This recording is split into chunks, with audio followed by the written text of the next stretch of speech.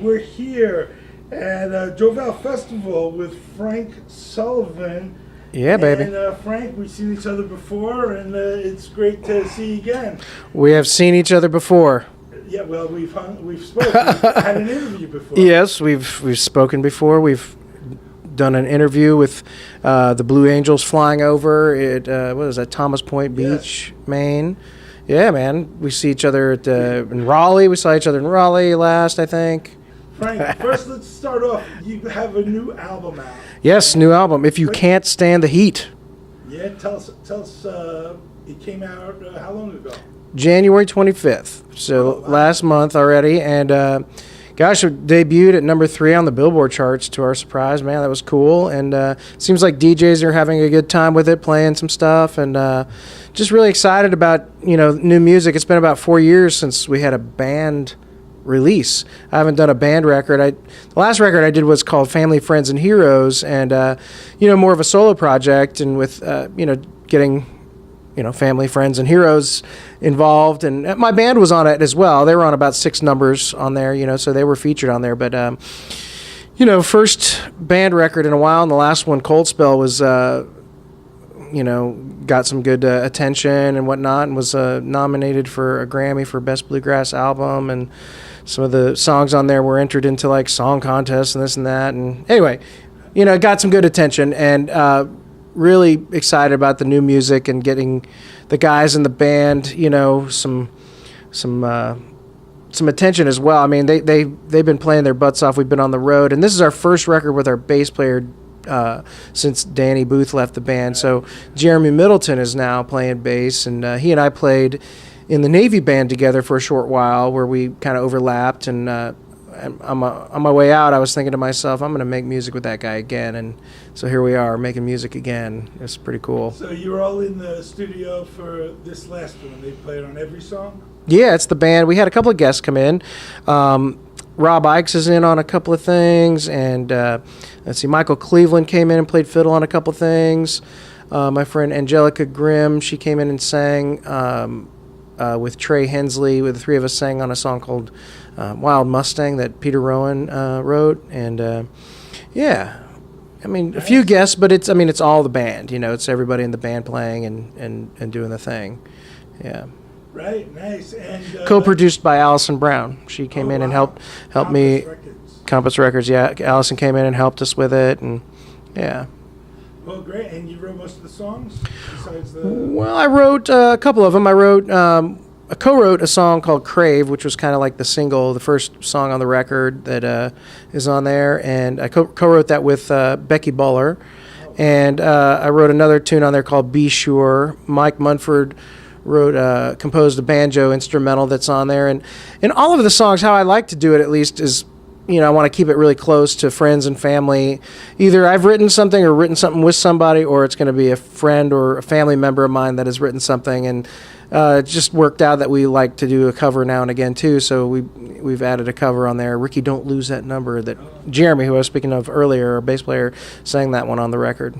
Nice. Now when you co-write or even just write, are these songs that you've had in your pocket for years or for a while, or are you walking into the studio and figuring I got to write a song right now? Oh, good question. Well, I wrote Crave with Becky Buller, maybe even a year before we even got in the studio perhaps, and then the other song that I wrote that's on there, it's called Be Sure. It closes the record, and I think I was about 19 when I finished that one, maybe. Oh, wow. So I've had that one a while, and I got a number of songs like that I have not been recorded or anything, but that one just happened to kind of fit the vibe that we were after. And well, I'll tell you, you certainly got the vibe on. We just had a mandolin class that you. Oh yes, the mandolin workshop, geekery workshop. Yeah, that's right. That was really cool. Like you really got everyone walking out there with big old smiles on their faces. Just well, thanks, man. My goal is to like have some humor in there, but really to when it comes to like a mandolin workshop, like you were just talking about, it's my goal is just to leave everybody with something, and especially not to be disappointed or anything like that, or I guess disappointed would be the right word, but at least have them be aware that there's a lot of work that needs to be done on their part. They can't just come into a class like that and just take the magic pill and they're going to be a better player. You got to give people tools, and those little tools and little things that you put in your toolbox and your tool belt help, with your furthering of your ability, so. And I wanted to ask you, I'm extremely happy to see your dad is a big part of your life. Yeah. He comes out on stage. He's always Yeah. involved in a lot of things. You want to tell me anything about? Well, yeah, you're asking me about my dad. Yeah, he's so he plays banjo and guitar, and actually on that Family, Friends, and Heroes record, he came in and played on a couple of numbers, and yeah, wherever we are, I try to get him up on stage with us, and he loves that. Loves to be part of the scene, and he's always doing stuff with the International Bluegrass Music Association when they have their World of Bluegrass, and he's the ambassador at large for the California Bluegrass Association, which is the largest membership bluegrass association in the world. And so he's the ambassador of the CBA. And anyway, my mother too, speaking of my parents, she and I were really close, and she was an incredible singer, and she loved to cook too, so I learned a lot about cooking from her. Yeah. Very well known for. So what was it like growing up? What was it like growing up in the house? Well, my dad is 9th of 10 kids, and all of his brothers and sisters played or sang or whatever, and my grandmother, my dad's mom, actually, she and her older sisters, siblings and whatnot, and her dad, my great-grandfather, they all played and toured around and did vaudeville-like acts and whatnot, and they would, I guess I've heard stories of them riding unicycles and choreographed kind of things, and doing jumps and just kind of a whole routine where they would actually be playing and singing at the same time. Pretty wild. I tell people that don't expect that at our show. But and my mom, Magic pill. yeah, right. Take the magic pill, right? The blue one? No.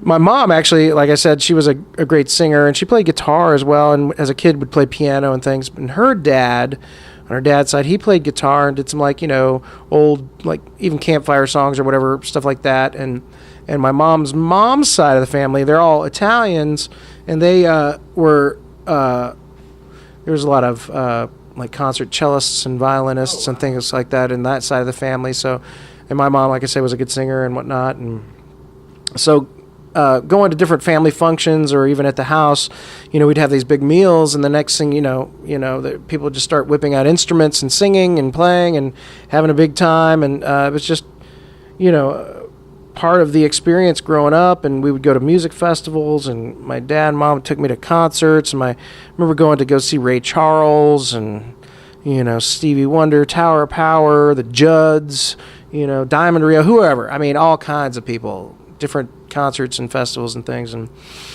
I didn't realize how lucky maybe I was at the time, but that was just how life was, growing up, and it's just become my life. That's what it is these days, and just helped guide my musical journey, having that kind of thing growing up. You going out west right now?